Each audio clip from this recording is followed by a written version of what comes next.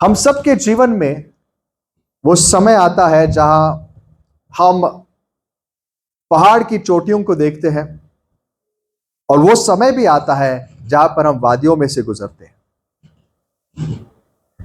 और जितने पहाड़ की चोटियां जरूरी होती है, कई बार उतनी ही जरूरी वादियां भी होती है, क्योंकि वादियों में से गुजरते समय ही भजन संहिता 23 लिखा जाता है। परमेश्वर के सामर्थ्य और उसके प्रेम, उसकी उपस्थिति का अनुभव हमें समझ आता है। I think you can switch it here to this, that's better. ठीक है, ओके, ये चल जाएगा। सो अगर मैं आपसे पूछूं, मैं सोचता हम में से हर एक व्यक्ति इस बात की गवाही देगा कि हमारे जीवन में जब से हमने प्रभु को जाना है, कई बार हमने विश्वास की ऊंचाइयां देखी है और कई बार हमने अविश्वास, कमजोरी और पाप की गहराइयां भी देखी है। बस उम्मीद यह है कि चोटियां शायद थोड़ी ज्यादा हो और खाइयां थोड़ी सी कम हो। कभी कभी ऐसे होता है, कुछ लोग खाई में जाते और खाई में से निकलते ही नहीं।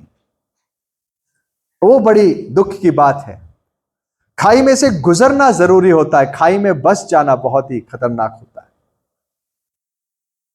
खाई में वो जगह है जहां पर आपको सुविधाएं बहुत मिलती है। देखो, पहाड़ की चोटियों पर शहर नहीं बांधे जाते। अक्सर शहर कहां बांधे जाते हैं? प्लेन, खाइयों में, जहां पर पानी होता है, जहां पर चरने के लिए जगह होती है।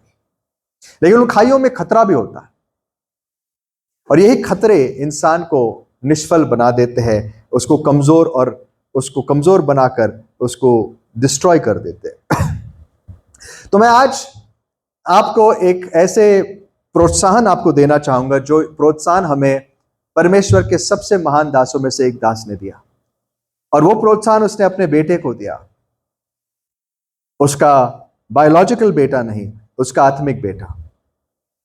यह प्रोत्साहन हमें देता है अपोस्टल पॉल, जब वो मौत के दरवाजे पर खड़ा था, अपने जीवन के आखिरी क्षणों में पहुंच चुका था, निश्चिंत था, निडर था, आनंद से भरा हुआ था कि वो परमेश्वर की उपस्थिति में जाएगा। लेकिन उतनी चिंता भी थी कि मैं जिस परिवार को पीछे छोड़ जा रहा हूं, उनको संभालने वाले लोग मुझे देखने हैं। और उसने जिस व्यक्ति को तैयार किया था, वो व्यक्ति खुद उस समय बहुत बड़ी निराशा में था। वो खुद कमजोर हो चुका था, और पॉल उसको एनकरेज करता है। He was a father to him। और वो उसे डांटता नहीं, उसे चिल्लाता नहीं, लेकिन बड़े प्यार से एक चीज वो समझाता है।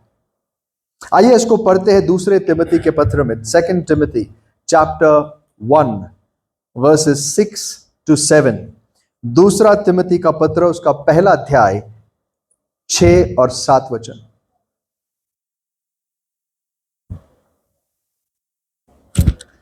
इसी कारण मैं तुझे सुधि दिलाता हूं कि तू परमेश्वर के उस वरदान को जो मेरे हाथ रखने के द्वारा तुझे मिला है चमका दे, क्योंकि परमेश्वर ने हमें भय की नहीं पर सामर्थ और प्रेम और संयम की आत्मा दी है।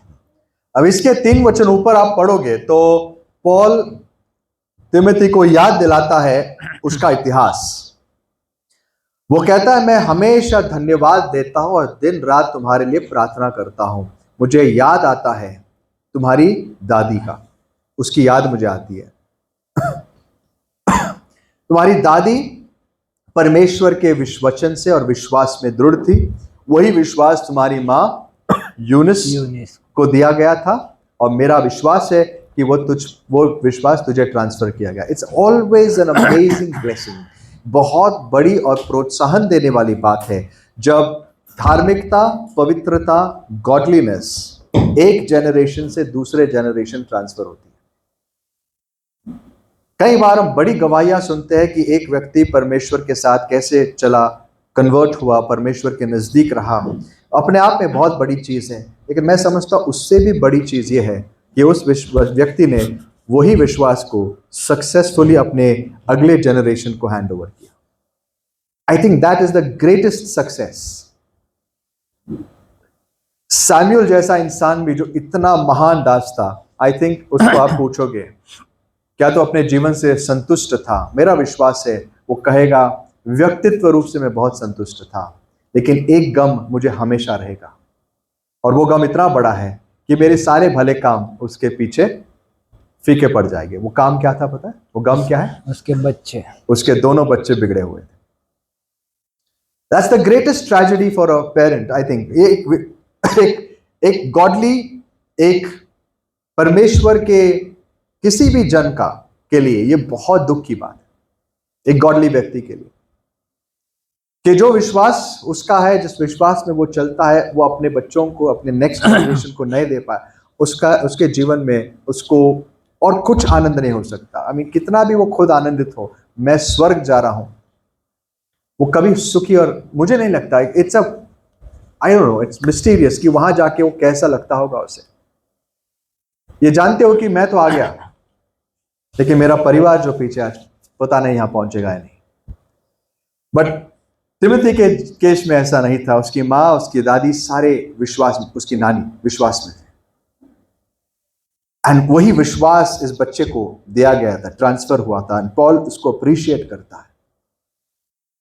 और उस विश्वास को जो तुझे दिया गया है, मैं जानता हूं तिमोथी खुद पॉल के लिए अपने खुद के बेटे जैसा था। उस पॉल की शादी नहीं हुई थी, लेकिन तिमोथी को अपना बेटा मानता था, और उसने अपनी जगह लेने के लिए उसे तैयार किया हुआ था। लेकिन दुख की बात है कि तिमोथी अब इस समय थोड़ा सा कमजोर पड़ गया था। अगर आपको लगता है आप जीवन में कमजोर हो चुके हो, विश्वास में पीछे हट रहे हो, तो मैं आपको कहना चाहता हूं आप अकेले नहीं हो।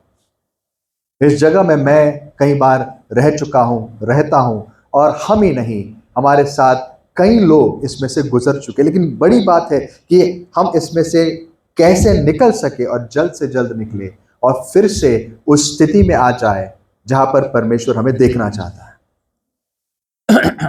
बाइबल कहती, ऐसे नहीं कहती कि धर्मी कभी नहीं गिरेगा। बाइबल कहती है अगर धर्मी गिर भी जाए, 7 भी बार गिर जाए, तो परमेश्वर उसे उठाएगा।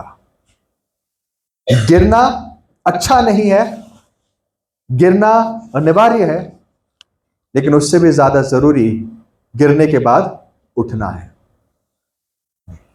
परमेश्वर अपने आखिरी पुस्तक में जो उन्होंने चाहा, जब परमेश्वर ने सोचा कि मैं मेरे लोगों को किताब दूंगा, और उस किताब में जब परमेश्वर ने सोचा उसकी आखिरी किताब जो जोड़ी जाएगी, जिसको आज हम प्रकाशित वाक्य कहते हैं, उस किताब में वो 7 कलीसियाओं से बात करता है, और उसमें से पहली कलीसिया को कहता है मैं तेरे काम जानता हूं।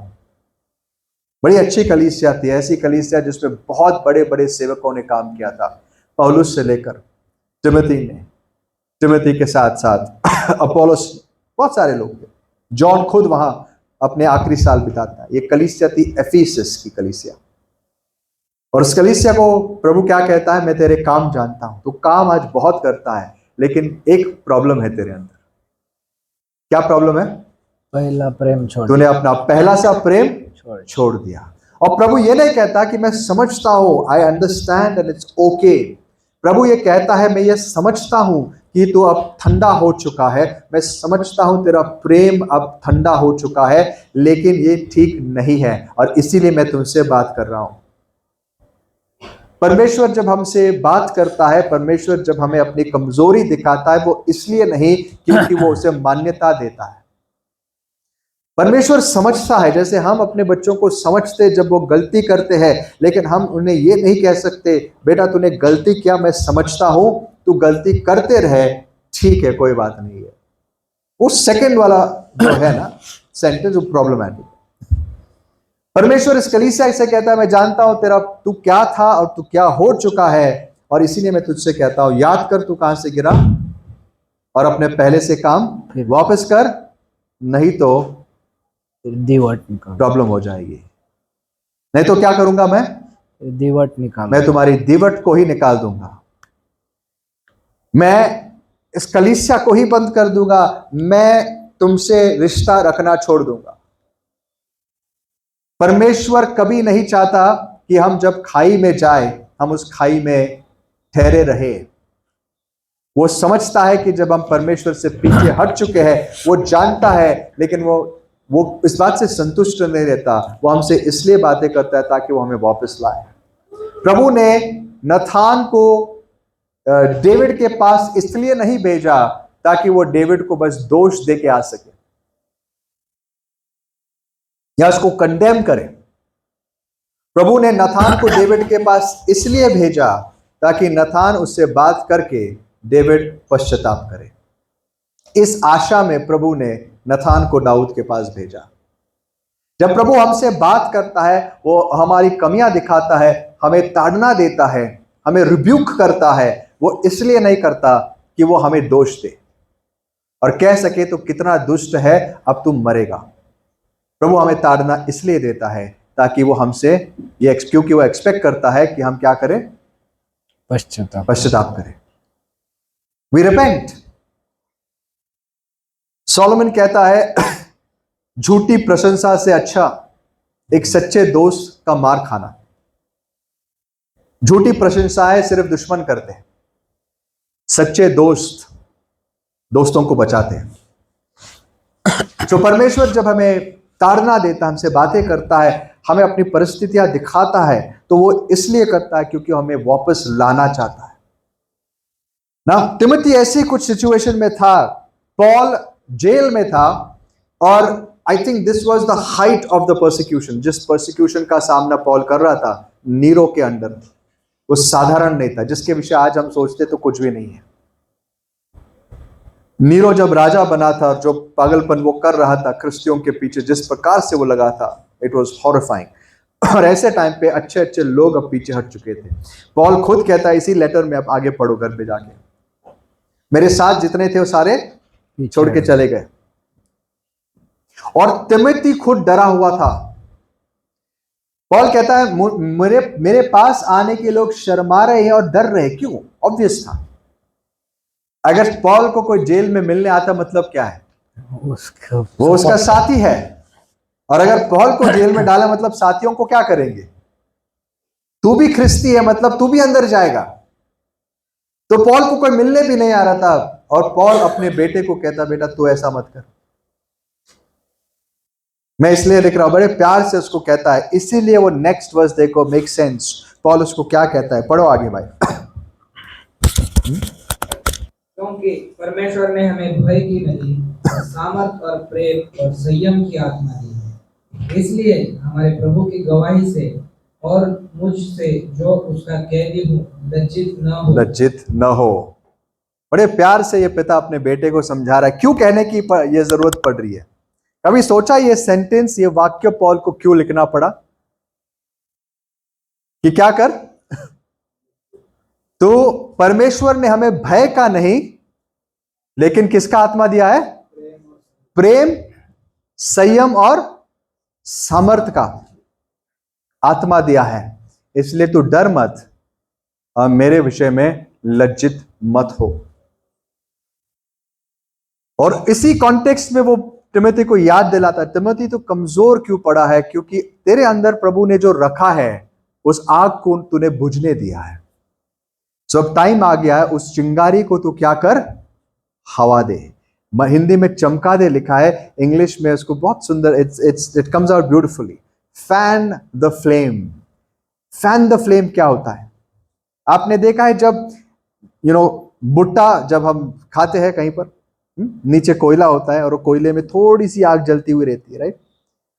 तो जब भुट्टा रोस्ट करना है तो क्या करना पड़ता है? उस कोल को क्या करना पड़ता है? कोयले को हवा देनी पड़ती है। जितनी तेज हवा दोगे उतना ज्यादा अंदर से फिर उसको आग लगने लगती है। अगर कहीं पर आग बुझ रही है तो वहां पर उसको जितना हवा दोगे उतनी वो आग बढ़ेगी। तो वही दृश्य पॉल यहां पर दिखाता है और उसको याद दिलाता है तिमोथी को, तिमोथी तेरे अंदर जो वरदान है तू भूल भी गया है। मेरे हाथ रखने से तुझे एक वरदान मिला था। वो वरदान क्या था? जो मेरी जिम्मेदारी है, जो काम मैं आज करता हूं, यही काम कल तुझे करना है, इसीलिए तुझे ये वरदान दिए गए थे। और तू अपने इन कमजोरियों में इतना फंस चुका था कि तू भूल गया। कई बार ऐसा होता है, परमेश्वर ने हमें कई वरदान दिए, परमेश्वर ने हमारे लिए काम रखे हैं, लेकिन हम इतने ठंडे हो जाते हैं, हम भूल भी जाते हैं कि कभी ऐसा हमारे साथ हुआ था। कई लोग भूल भी जाते हम कौन हैं। Am I a Christian? क्या मैं मसीही हूं? क्या मुझे सच में परमेश्वर ने बुलाया है? ऐसे कई सारे डाउट्स लोगों के जीवन में आते हैं। इसलिए आते हैं क्योंकि एक समय आता है जीवन में जब ये आग बुझने लगती है। याद है पुराने नियम में परमेश्वर ने जब मंदिर की स्थापना की, प्रभु ने वहां एक नियम बनाया। स्वर्ग से जो अग्नि भेजी गई थी उससे बलिदान जलाए जाते थे और वो अग्नि हमेशा वहां रखी गई। और प्रभु कहता है इस अग्नि को कभी भी बुझने न देना। ये सारे गॉस्पेल के ट्रूथ्स हमारे लिए ओल्ड टेस्टामेंट में चिन्हात्मक रूप में पहले से दिए गए थे। दीज आर प्रोफेटिक पैसेजेस कि किस प्रकार से जब प्रभु अपनी आत्मा को लोगों में उंडेलेगा, वो चाहता है कि हम इस मंदिर में आए और इस आग को जलते हुए रखे। ये याजकों की जिम्मेदारी है। आज याजक कौन है? हम सब लोग। We are a nation of priests. हम याजकों का समाज है। सो आज हमारी जिम्मेदारी है, जो अग्नि हमारे अंदर दी गई है, जो परमेश्वर ने हमें दिया है, उसको हम संभाले, उसको हम खोने ना दे। कि ऐसा ना हो कि सैमुअल के समय जैसा हम इतने निश्चिंत हो जाए अपनी दुनिया में, पापों में और पता नहीं किस और चीज में इतने फंस जाए कि ये बात हमें एहसास भी ना हो कि मंदिर का दीवट क्या हो रहा था? बुझने पर था। और उन दिनों में परमेश्वर के वचन दुर्लभ थे, विजन्स नहीं होते थे। सो पॉल अपने बेटे को भी यह बात समझा रहा है, तिमोथी, फैन द फ्लेम। जिस आग को परमेश्वर ने तुम्हारे अंदर रखा है उसको क्या कर? हवा दे और उसको बढ़ा, ताकि तू फिर से सामर्थ्य से भर जाए। दोस्तों, अगर आज आपको यह पता है कि आप खाई में हो, अगर आज आपको यह एहसास होता है कि आपका जीवन ठंडा हो चुका है, तो आप निश्चिंत मत रहना। Do something about it.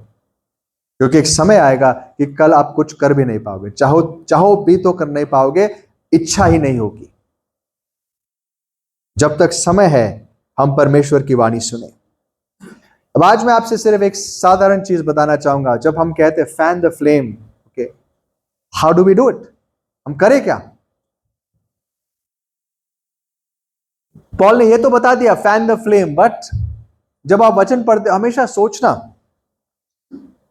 भाई ये करे कैसे? How do you fan the flame? जो हमारे अंदर दिया है उसको हम, उस आग को बढ़ाए कैसे? किसी के कोई विचार है इसके ऊपर? कभी सोचा है? क्या फैन लेके बैठे और अपने आप को हवा देते रहें कि कहीं अंदर से अग्नि आ जाए? चलो सोच के बताओ, आपको क्या लगता है? How do you fan the flame?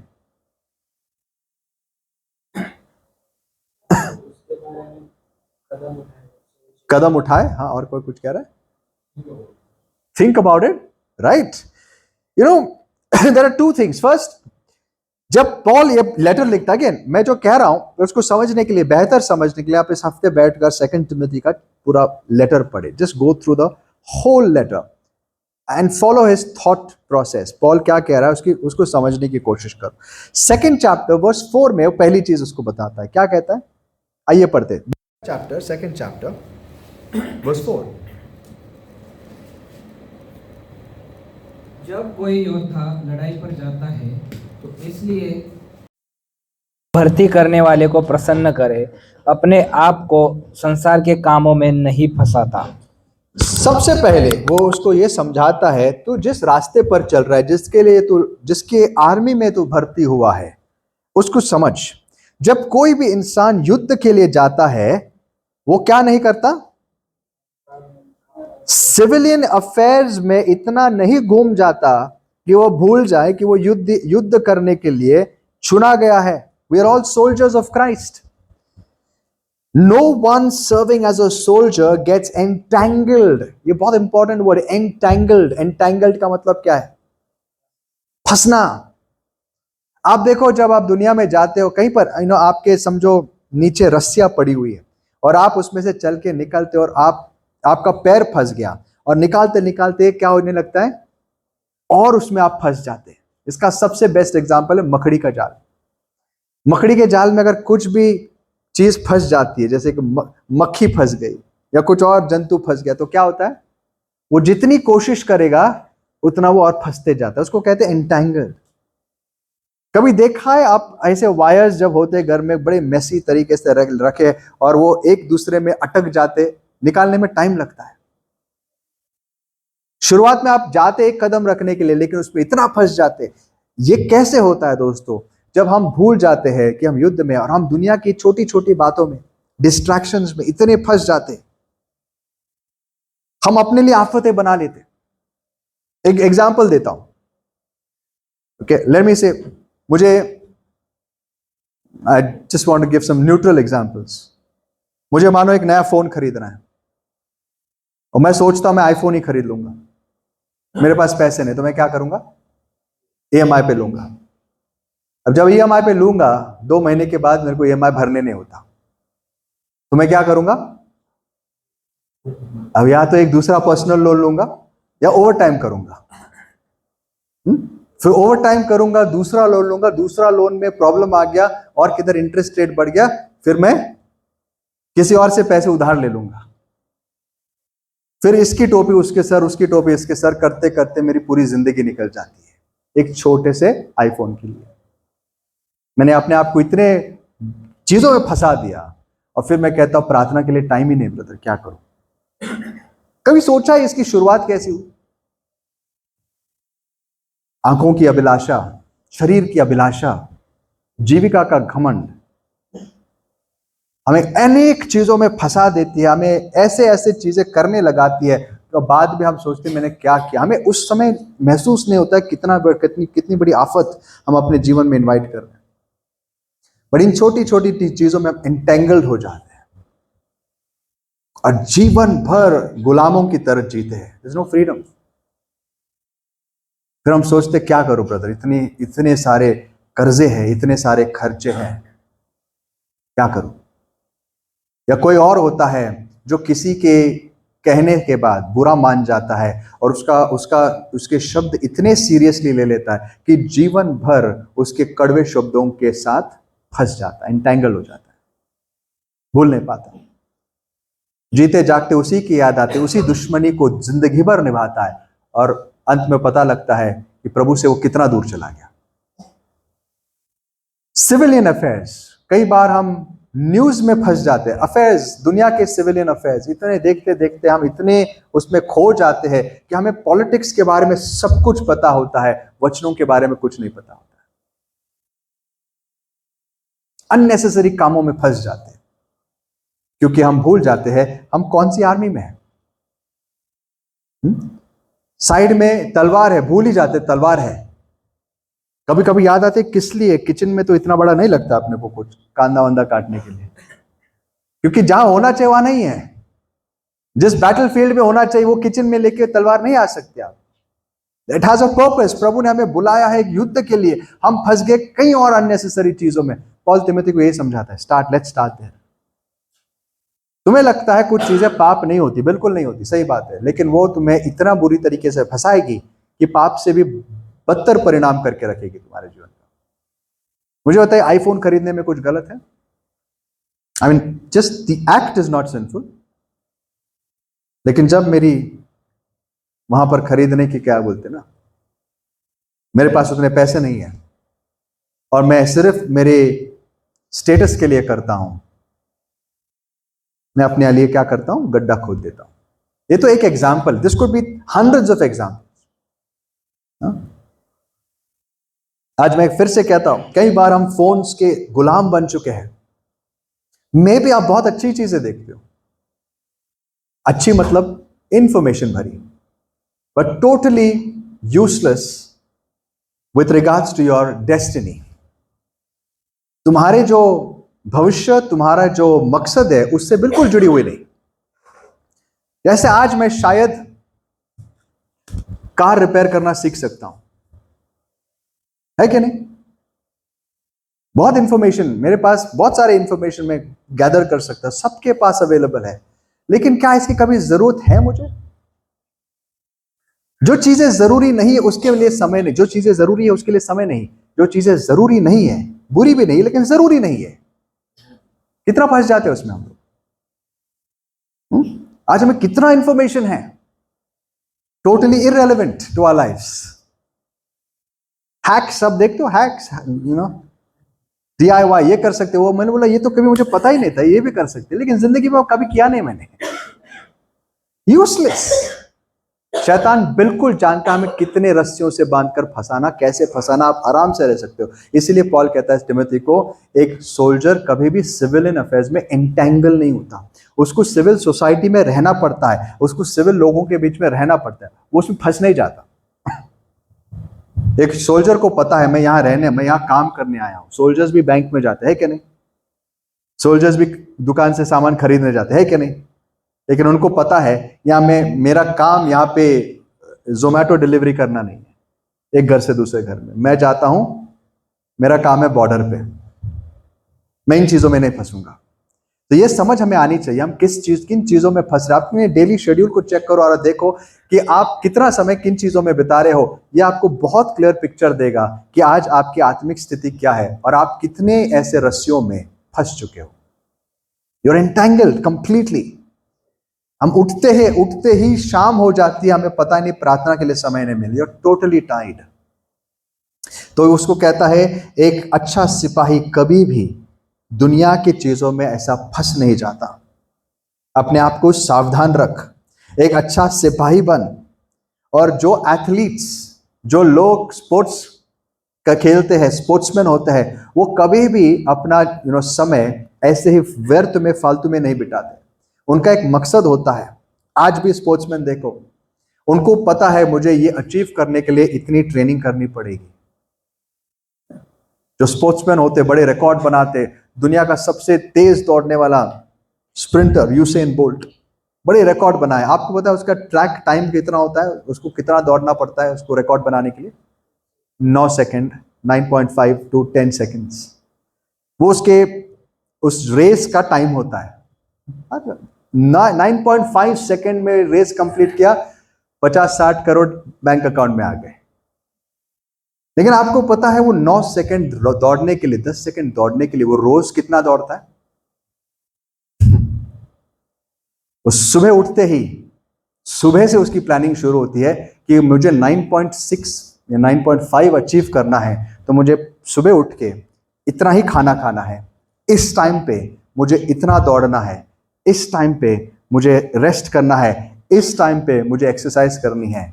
और साल दिन, day in day out, week in week out, month after month, year after year, ये करते करते कहीं जाकर फिर वो ओलंपिक्स में ट्रैक एंड फील्ड के उस 9 सेकंड में दुनिया को अपना कमाल दिखाता है।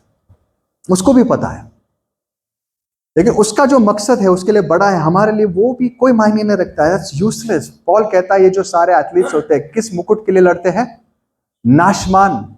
आप और मैं अविनाशी मुकुट के लिए लड़ते हैं। परमेश्वर ने हमें इससे कहीं बड़े वायदे दिए, हमारे मुकुट इससे कहीं बड़े महिमा भरे मुकुट है, लेकिन हमें पता भी नहीं हम किसके लिए दौड़ते हैं। पॉल कहता मैं एमलेसली नहीं जीता हूं, हर दिन मैं उठता हूं, मुझे पता है कि मैं किस रास्ते पर जा रहा हूं। That's the first thing we need to remind ourselves कि यार मेरी जिंदगी का मकसद क्या है और जो चीजें मैं कर रहा हूं, आर दे वर्थ इट? कभी भी अपने आप को इन चीजों में मत फंसाओ, नहीं तो आप खाई में से कभी निकल नहीं पाओगे। दूसरी चीज उसके बाद वो कहता है, वो कई सारी चीजें कहता है। इसके लिए मैं कहता हूं आप जाके पढ़िए ये सारा पूरा किताब में। If I wish I could, मुझे बड़ा अच्छा लगता है मैं verse by verse Bible study ले लूं। It's very enlightening and encouraging. लेकिन पॉल जो दूसरी चीज उसको कहता है, चैप्टर 2 वर्स 7 में पढ़िए। चैप्टर 2 वर्स 7, 7 वचन। जो मैं कहता हूँ उस पर ध्यान दे और प्रभु तुझे सब बातों की समझ देगा। जो मैं कहता हूं उस पर ध्यान दे। Reflect on what I am saying, reflect, for the Lord will give you understanding. दोस्तों, हमें बार बार वचनों में प्रभु यीशु मसीह ने, उसके बाद शिष्यों ने कई बार बताया है कि वचन सुनना काफी नहीं, आप वचन कैसे सुनते हो और उसके बाद क्या करते हो, इस पे सब कुछ निर्भर रहता है। जेम्स भी हमें बताता है सिर्फ सुनने वाले मत बनो, लेकिन अनुसार चलने वाले बनो। पॉल कहता है ये लेटर जो मैं लिख रहा हूं ना, उसको एक बार पढ़ के कबर्ड में मत रख दे। Reflect on what I am saying, इसके विषय गहराई से सोच, तब प्रभु तुझे खुद प्रकाशन देगा। अगर आप चाहते हो प्रभु आपको लीड करे, आप चाहते हो प्रभु आपसे बातें करे, सबसे पहले आपको एक चीज करनी आनी चाहिए। You need to learn to reflect on his word. उसके वचन पर मनन करना, गहराई से सोचना आपको आना चाहिए। Think deeply. ये एक और चीज आज हमारे जीवन में बहुत मुश्किल हो चुकी है। आज के इस फास्ट लाइफ में सोचना असंभव हो गया है।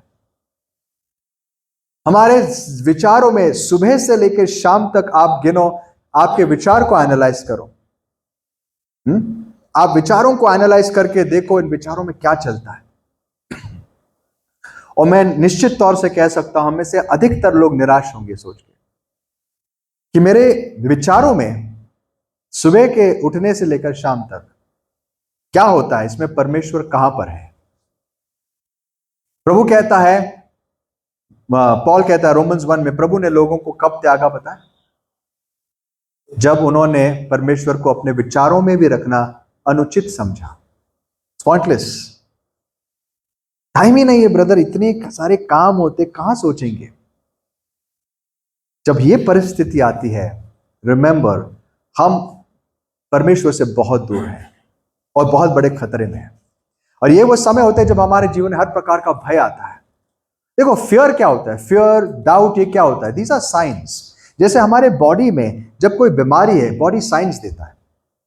साइंस क्या है? साइंस है दर्द, बुखार, ये सारे चीजें, शरीर पे कुछ चीजें मैनिफेस्ट होती है। These are just signs of a sickness. वैसे एक इंसान के आत्मिक जीवन में अगर कोई बीमारी है, उसके भी कुछ साइंस होते हैं। साइंस होता है भय, there is fear, there is irritation.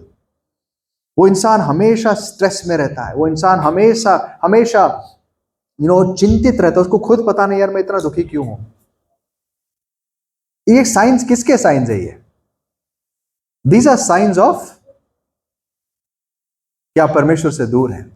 चिंताएं, संकट, तकलीफ सबके जीवन में आते। पॉल के भी जीवन में आई थी लेकिन उसका रिएक्शन बड़ा अलग था। जब पॉल के जीवन में संकट थे, वो बाहर से बहुत दुख तकलीफ में था, कुछ समय के लिए वो भी स्ट्रेस में जाता था, but he would bounce back, और वो हमेशा आनंद में रहता था। इमेजिन एक इंसान जेल में है। आज हमें जेल के नाम से डर लगता है, वो जेल में है, वो बंदे बड़े आनंद से जेल जाते थे और वहां जाके गीत गाते थे। So it's a different life. और ये साइंस होते, जब हमारे अंदर ये चीजें आते हैं, हमें सावधान रहना है कि प्रभु मैं क्यों भयभीत हूं। उत्तर सिंपल है, क्योंकि मैं आपसे दूर जा चुका हूं। मैं क्यों हमेशा स्ट्रेस्ड आउट हूं। दाऊद ने जब परमेश्वर से प्रार्थना की, वो जब प्रभु से दूर था, और जब उसको नथान आके कन्फ्रंट करता है, उसकी प्रार्थना में एक वाक्य आपको याद होगा, तुम मुझे मेरे उद्धार का आनंद लौटा दे। आपको पता है दाऊद वो सारा टाइम जब परमेश्वर से दूर था, उसके जीवन में एक चीज नहीं थी, कई चीजें, लेकिन उसमें से एक चीज नहीं थी। क्या थी? आनंद। He had no joy। वो बाहर से बड़ा अच्छा लग रहा था, सब कुछ अच्छे से कर रहा था, लोगों की नजरों में बड़ा सही लग रहा था, लेकिन अंदर से उसको खुद पता था मेरा आनंद मैं खो चुका हूं, क्योंकि आज मेरे प्रभु से मैं बहुत दूर हूं।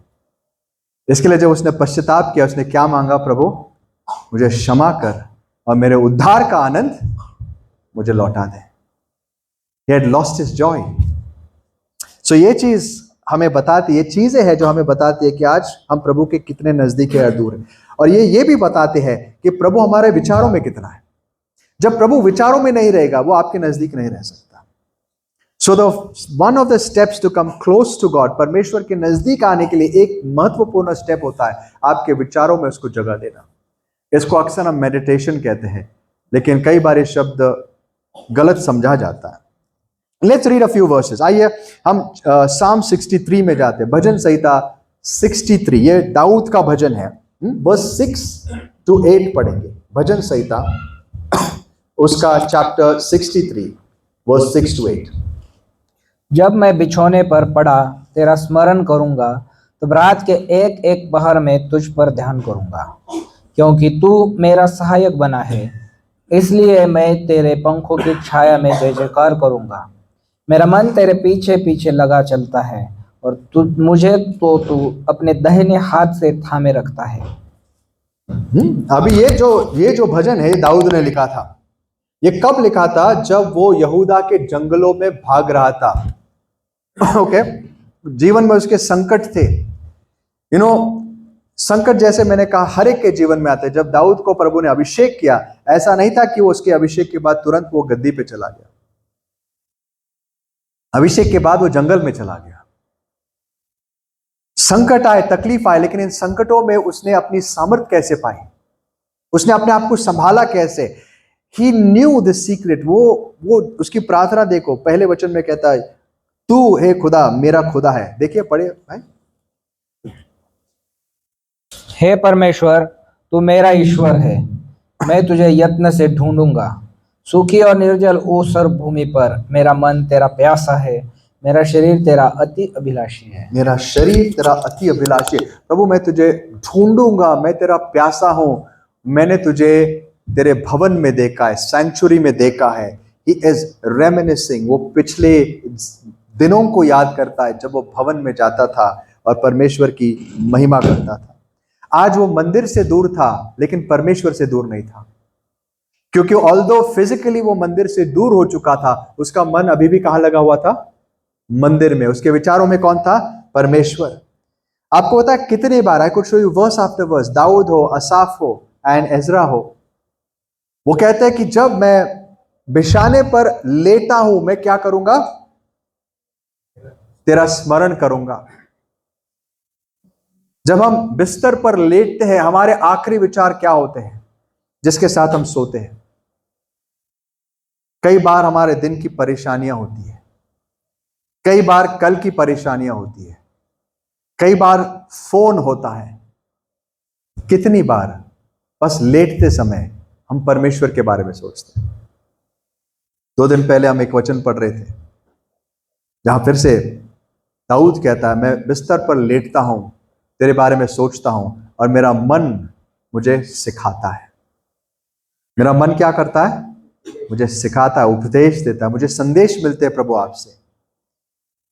पौल ने क्या कहा? इन चीजों के विषय सोच तो प्रभु तुझे सिखाएगा। On my bed I remember you, I think of you through the watches of the night। मैं रात भर तेरे बारे में सोचता हूं, क्योंकि तू मेरा सहायक है। I sing in the shadow of your wings। मैं तेरे पंखों में गीत गाता हूं। So beautiful। दाऊद सोते हुए भी परमेश्वर के बारे में सोचता, और लेटे लेटे क्या करता था पता है? गीत गाता था। और वो अपने आप को कहां पाता था? उसके पंखों के छाया में। एक और वचन याद आता है पंखों की छाया के विषय। धन्य वो व्यक्ति जो परमेश्वर के गुप्त स्थान में रहता है, उसके पंखों के छाया में रहता है, उसको किसी बात का डर नहीं होगा।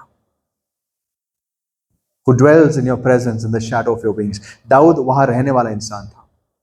वो वहां रहते गीत गाता। इनफैक्ट गीत जो है, ये ब्यूटीफुल एक्सप्रेशन। आज हम गीत बहुत अलग गाते हैं। जब हम गीत गाते हैं, हमारा, आई think most of us including me, हमें मुश्किल होता है कंसंट्रेट करना, क्योंकि बहुत सारी चीजें होती है। दाऊद के पास बहुत सारे इंस्ट्रूमेंट्स कुछ नहीं थे। उसके पास हार्प था, he was great at that, प्रभु का अभिषेक था उसके ऊपर। बट उसके अलावा उसका पर्पस ये नहीं था कि मेरा हार्प में 1000 लोगों को सुना के दिखाओ। अगर वो उसका विचार होता, he would have been a failure. प्रभु उसको देखता भी नहीं था।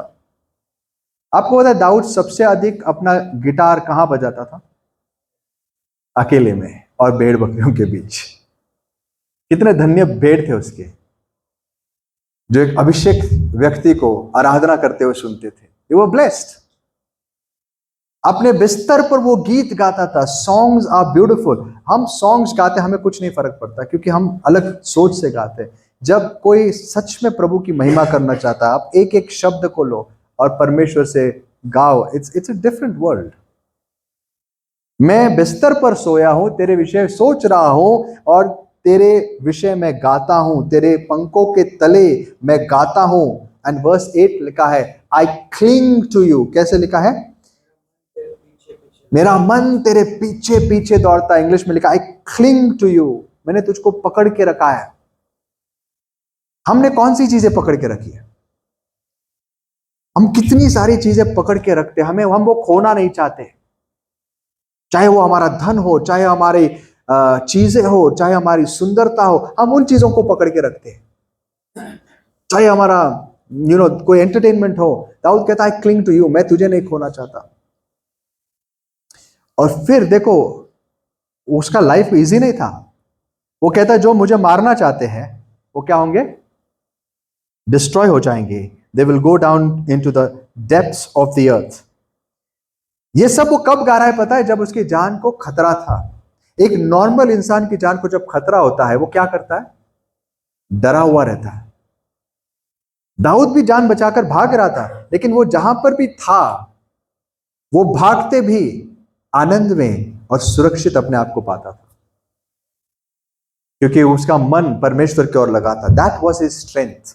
उसके विचार परमेश्वर की ओर ऐसे लगे रहते थे। Now we could go on. I mean, ये इसमें से हर एक साम जो है, आई वुड रेकमेंड आप इसके ऊपर सोचना घर जाकर।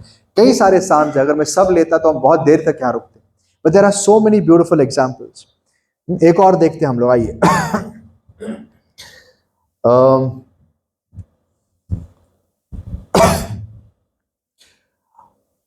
इन साम 119 में जाएंगे, भजन संहिता 119। अभी इस भजन में तो बहुत सारे चीजें, बहुत सारे हैं। I mean I could not just take everything. 119 11 पहला लेते चलो। मैंने तेरे वचन को अपने हृदय में रख छोड़ा है कि तेरे विरुद्ध पाप न करूं। मैंने मेरे वचन को मेरे हृदय में रख छोड़ा है कि तेरे विरुद्ध पाप न करो। उसी साम 119 में आप वर्स 59 पढ़े।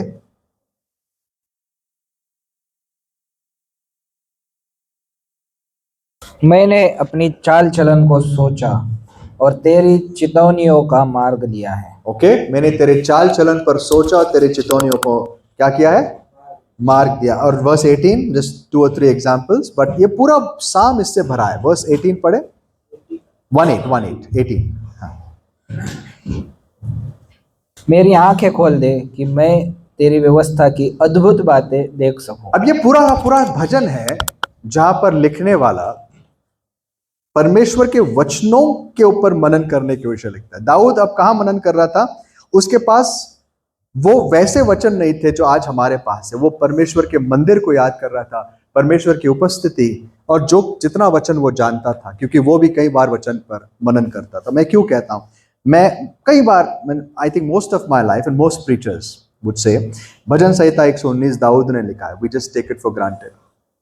पर जब मैं इसके विषय थोड़ा सा पढ़ रहा था, इसके बैकग्राउंड के विषय, आई थिंक एक पॉसिबिलिटी है विच आई बिलीव ये दाऊद ने नहीं लिखा है। और ये इसलिए नहीं क्योंकि इसका कारण है, ये मोस्ट लाइकली एजरा ने लिखा है, क्योंकि ये उस समय लिखा गया था जहां पर अब मंदिर इतना प्रोमिनेंट नहीं है। एजरा के मन में अब एक नया उत्साह था परमेश्वर के वचनों के विषय, उस वचन को जो लोग भूल चुके थे। पता है क्यों? मैं क्यों कहता हूं? इस साम 119 में कई बार कहता है, ये जो प्रिंसेस है, दुनिया के जो अधिकारी है, मेरे जान के पीछे पड़े हैं। The princes lie in wait for me. अब ये जो प्रिंसेस है, अन्य जाति है, ये दाऊद के पीछे नहीं पड़े थे। दाऊद का दुश्मन कौन था? शौल था। और दाऊद का दुश्मन बाद में उसका बेटा बन गया। कोई प्रिंसेस उसके पीछे नहीं पड़े थे। लेकिन इसमें वो कई बार कहता है, the princes are after my life. ये वो समय था जब एजरा लौट गया था और वहां आजू बाजू के जितने अधिकारी थे वो क्या कर रहे थे? रुकावटें ला रहे थे। एजरा से वो नफरत करते थे। और ऐसे परिस्थिति में एजरा कहता है, प्रभु मैं बस तेरे वचनों में मनन करता हूं। उसकी ताकत क्या थी? ये जो वचन है मेरे लिए बहुत सुंदर, इनसे मैं बहुत प्रेम करता हूं। It's the longest chapter in the Bible. पूरे बाइबल का सबसे लंबा चैप्टर है, ये भजन है। और हर एक वचन में लिटरली वो यही बात कहता है, मैं तेरे वचन पे से कितना प्रेम करता हूं, उस पर कैसे मनन करता हूं। मैंने इसको मेरे हृदय में छुपाया है, इसके विषय में सोचता हूं। आपको पता है क्यों? And why this is a very strong possibility. देखो एजरा के विषय क्या लिखा है, एजरा 7, एजरा की किताब 7वां अध्याय और 10 वचन में एजरा के विषय हमें एक चीज बताई गई है। एजरा उसका 7 अध्याय और 10 वचन। क्योंकि एजरा ने यहोवा की व्यवस्था का अर्थ बूझ लेने और उसके अनुसार चलने और इस्राएल में विधि और नियम सिखाने के लिए अपना मन लगाया था। एजरा ने क्या किया था? एजरा ने परमेश्वर के वचन को पढ़ने में, स्टडी करने में और उसको करने में और फिर लोगों को सिखाने में अपना मन लगाया था। इसलिए वो अपना पूरा का पूरा भजन इन वचनों पर लिखता है। He was in love with God's word. And it's a good pattern. Ezra का पैटर्न क्या था? उसने अपना मन लगाया था किसके लिए? वचन पढ़ने में, और फिर सेकंड स्टेप समझने में, और उस सेकंड स्टेप उसके अनुसार चलने में, एंड थर्ड स्टेप सिखाना सबको अच्छा लगता है कि नहीं? सिखाना अच्छी बात है। I enjoy teaching the word. लेकिन उससे ज्यादा जरूरी क्या है? एजरा ने बाइबल पढ़ा समझने के लिए, और फिर उसे करने के लिए, और फिर उसके बाद सिखाने के लिए। मोस्ट प्रीचर्स, मैं अपने एक्सपीरियंस से बोलता हूँ, वी रीड, हम बाइबल इसलिए पढ़ते कि हम सिखा सके। आई थिंक जितना मैं I started growing in understanding, मैं इस बात को आज समझ चुका हूं कि प्रीचिंग उतना इंपॉर्टेंट नहीं है जितना इसको करना है। प्रीचिंग बहुत लोगों को अच्छा लगता है, सबको प्रचारक बनना है, सबको प्रचार करना है। लेकिन याकूब इसीलिए कहता है सब प्रचारक मत बनो, क्योंकि धोखा है। क्यों? क्योंकि जब हम वो सिखाते जो हम खुद नहीं करते, हम अपने आप पर न्याय लाते। एजरा ने मन बनाया था कि मैं पहले वचन पढ़ूं, समझूं, उसको करूं और फिर सिखाऊं। वो वचनों से प्रेम करता था, दिन रात वचनों पर मनन करता था, इसीलिए उसने इतने बड़े काम किए। एजरा का कंट्रीब्यूशन आज बहुत बड़ा है कलीसिया में और परमेश्वर के राज्य में। Most of the old testament आज हमारे पास है एजरा के खातिर। उसने सारी किताबें कोलेट की, एक साथ लाई। तब तक किताबें अलग अलग जगहों में थी, लोगों को पता भी नहीं है ना। जोशाया के समय में याद है क्या था? परिस्थिति क्या थी? मंदिर में एक पुराना सा स्क्रोल मिलता उनको, और खोल के बोलते हैं क्या ये? जैसे आज बहुत कई क्रिश्चियंस, ट्रेडिशनल क्रिश्चियंस के घर जाओ, उनको आप पूछोगे बाइबल हाँ था किधर, तो था, इधर ढूंढते, बाइबल खोलने लगते, और फिर कहीं कबर्ड में से धूल से भरा हुआ बाइबल निकलेगा। बट नाम के लिए क्या है? क्रिश्चियंस है। ऐसे वो एजरा इसके जोशाया के टाइम पे थे, उन्होंने बाइबल तो निकाला क्या था, और पढ़ने के बाद रोने लग गए, ये क्या है? अच्छा, इसीलिए हमारी परिस्थिति ऐसी है। एजरा ने ये सारी चीजें एक साथ लाई और परमेश्वर के वचनों पर मनन करने में उसका सबसे बड़ा आनंद था, और उन वचनों को देख देख कर वो सारी चीजें ठीक करने लग गया, और इजराइल में बेदारी आ गई, मंदिर फिर से बन गया। So here's another example कि किस प्रकार से मनन करना हमें परमेश्वर के पास लेके जाता है। समय निकालो परमेश्वर के विषय सोचने के लिए, समय निकालो वचनों को पढ़ के सोचने के लिए। जब आप प्रार्थना भी करते हो, गड़बड़ी में मत करना। 2 लोगों के लिए प्रार्थना करना, लेकिन सोच समझकर विचार पूर्वक प्रार्थना करो।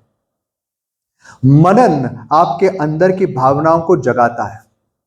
Meditation arouses that fire। हमने शुरुआत कैसे की थी? पॉल ने क्या कहा तिमोथी से? तू क्या कर, आग को फैन कर, उसको आग दे, आग को हवा दे। अब आपको पता है मनन क्या करता है? मनन आग को हवा देता है। आइए हम Psalm 39 में जाते हैं। Let's read Psalm 39। Psalm 39 फिर से दाऊद का एक भजन है। ओके, यहां पर एक एग्जाम्पल दिया गया है एक गलत प्रकार के मनन के विषय। भजन संहिता 39 वर्स 2 और 3 पढ़िए। 2 और 3। मैं मौन धारण कर गूंगा बन गया और भलाई की ओर से भी चुप्पी साधे रहा, और मेरी पीड़ा बढ़ गई। मेरा हृदय अंदर ही अंदर जल रहा था, सोचते सोचते आग भड़क उठी, तब मैं अपनी जीभ से बोल उठा। ठीक है, तो यहां पर अगर आप पहले वचन से भी देखो, लिखा है कि मैं मेरे जबान को बंद रखूंगा ताकि मैं पाप ना करूं। Okay, that's good. मैं मेरे मुंह को बंद रखूंगा, वर्स 1 एक्चुअली सेज इट। किसके सामने? हाँ, लेट्स रीड ब्रदर, पहला वचन। मैंने कहा, मैं अपनी चाल चलन में चौकसी करूंगा, ताकि मेरी जीभ से पाप न हो। जब तक दुष्ट मेरे सामने है, तब तक मैं लगाम लगाए अपना मुंह बंद दाऊद किए कहता है यहां पर, मैं जब दुष्ट के सामने में मुंह तो बंद रखूंगा, विच इज गुड, लेकिन दुष्ट सामने है, मुंह बंद था, लेकिन विचारों में क्या चल रहा था? वो विचार, उस दुष्ट के विचार उसके मन में चल रहे थे। आपको पता है, आप चाहो या न चाहो, जाने अनजाने में आप कहीं ना कहीं, कभी ना कभी, हर समय मनन करते हो। मैं भी करता हूं, सिर्फ हमें पता नहीं होता है।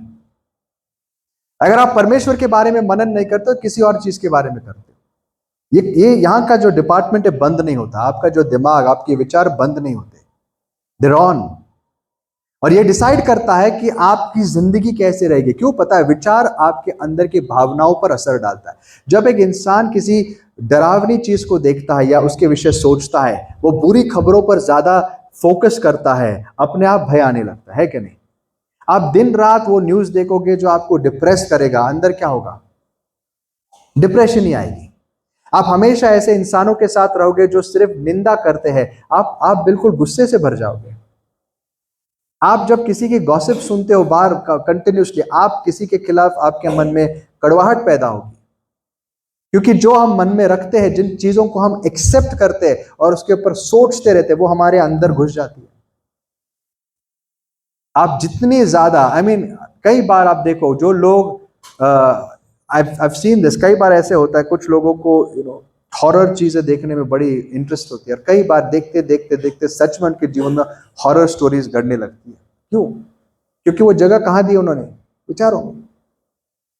जब हम कोई ऐसी चीज देखने लगते हैं जो बुरी है, गंदी है, वो चीज हमारे भावनाओं को उत्तेजित करते हैं। दाऊद कहता है, जब ये दुष्ट मेरे सामने था, मैंने कहा मैं बात नहीं करूंगा, I will not talk to that person. कई लोगों का ये भावना होता है, मैं बात नहीं करूंगा, क्या फायदा?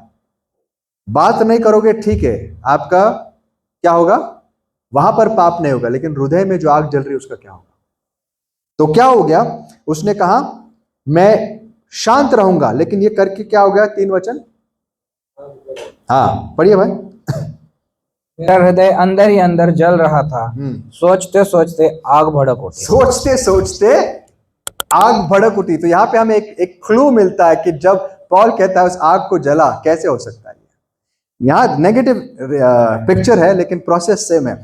सो I remained utterly silent, not even saying anything good, but my anguish increased, my heart grew hot within me while I meditated, the fire burned.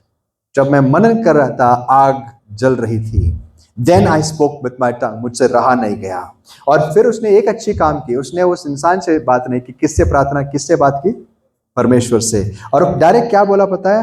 हे प्रभु, मुझे मेरे जीवन का अंत दिखा, बस हो गया अभी, नो प्रॉब्लम। उसने अपना फ्रस्ट्रेशन, अपने जो टेंशन है प्रभु के सामने निकाले। उसने कहा प्रभु मेरे जीवन का अंत दिखा। बड़ा अच्छा है, किसके सामने रोया वो? प्रभु के सामने। तो मेरे जीवन का अंत दिखा कि मेरी जिंदगी कितनी छोटी है, मेरी जिंदगी बस एक हाथ के नाप के जैसी है प्रभु, सब लोग ऐसे ही है। और फिर वो प्रार्थना करते करते देखो वर्स 7 में वो क्या कहता है?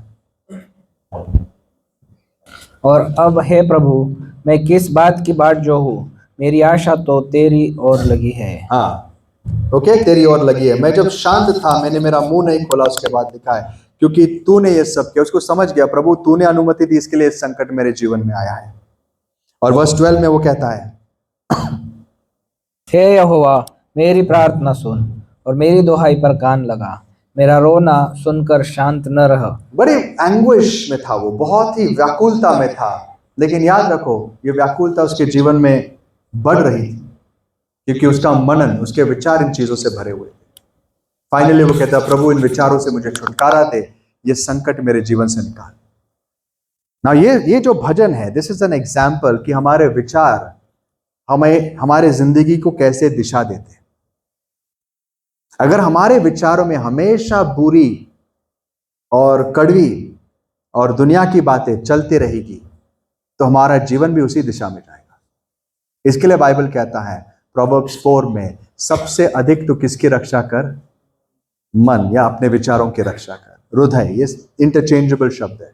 अपने विचारों की रक्षा कर, क्योंकि वहीं से जीवन आता है, वहीं से जीवन का स्रोता बहता है। तो अगर हमें परमेश्वर के पास जाना है, सबसे पहले अपने विचार ठीक करने पड़ेंगे कि इन विचारों में हम किसको ज्यादा जगह देते हैं और परमेश्वर को कितनी कम जगह देते हैं, उसको रिवर्स करना पड़ेगा।